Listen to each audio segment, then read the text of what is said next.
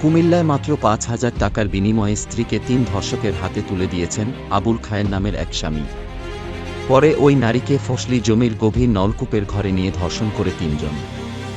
এ ঘটনায় ওই স্বামীসহ ৪ জনকে আটক করেছে থানা পুলিশ।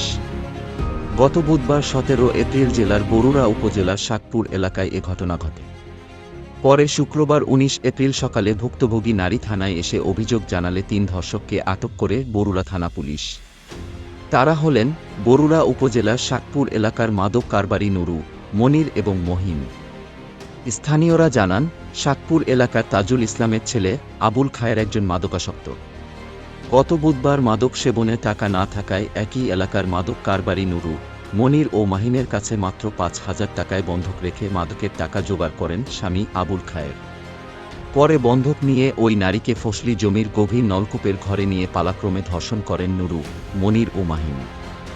এ ঘটনায় ভুক্তভোগী নারী তার বাবার বাড়ি এলাকা মুরাদনগর চলে যান। পরে শুক্রবার ভুক্তভোগী নারী তার পরিবারের লোকজন নিয়ে বরুড়া থানায় এসে অভিযোগ জানালে পুলিশ শুক্রবার অভিযান চালিয়ে ৩ জনকে আটক করে। ওসি রিয়াজ উদ্দিন চৌধুরী বলেন, ভুক্তভোগী নারীর অভিযোগের ভিত্তিতে ৩ জনকে আটক করা হয়েছে।